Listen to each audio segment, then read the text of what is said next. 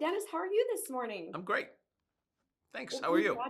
I'm good. All right. Congratulations on your new series. Now, you are no stranger to these kind of things. You know, Right. you've written so many books, you've done short films. A lot of your creations have also been adapted into either TV or film, but this one kind of strikes a little bit different because these are based on true events. So why this project?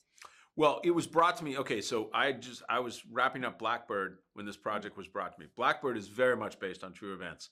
Yes. I the key here, the difference here is that this was inspired by a podcast based on a real guy, but it Mhm. was inspired by the podcast because once I heard the story, I said to Carrie Antholis, who produced the podcast, I'm interested in one thing here. Well, two. I'm interested in fire and what it means emotionally, psychologically, what it does to people, not the burning part, but psychologically, what does it do to you? And then I'm interested in this guy who was an arson investigator, invested in an arsonist who actually happened to be the arsonist, who was writing a book about an arson investigator and investigating arsons. That I just thought that was so crazy, and something about it was so American to me that I just said, I want that. And everything else, I'm going as far afield as I can go. And that's exactly what I did. There's nothing else from the podcast really that you see in the show. It's those aspects. And it was just a way to look at um, this crazy, wonderful, insane country we live in. That's kind of the way I looked at it.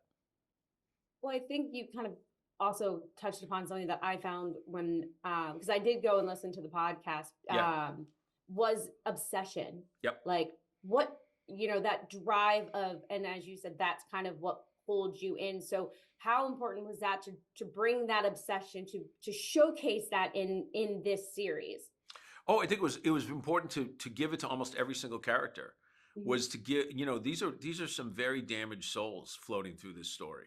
And Michelle is somebody who is obsessed with fire in a completely different way than Dave is. She's deeply attracted to it. And she's attracted to anything that can kill her and anything that can do damage. And that's because she was trapped in this fire and she walked out of it. And then that's the reason she went to war, and that's the reason she became a police officer. And all of this is tied in there. And then you got poor Freddie. And yeah, Freddie's a monster. I get it. He does terrible things, and we never hid from that. At the same time, Freddie's a guy who has not had a single shot since birth, and he's snapping. He's unraveling. And I wanted to look at that, and I wanted to look at what would happen if a little bit of hope came into somebody's life like that. Would it be a good thing or would it be a bad thing? And so all I do whenever I write stories is ask myself questions about the people.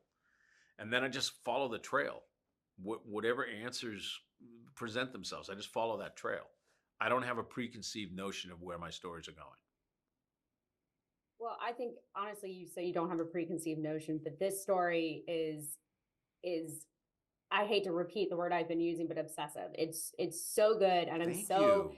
very excited for people to sit down and watch it because it's, especially in this day and age, it's a very captivating piece of material. Oh, that's fantastic. Thank you so much for telling me that. Yeah. So thank you so much for speaking with me today. My pleasure. And I'm very excited for people to see the series. Oh, please, get the word out. Thank you so much.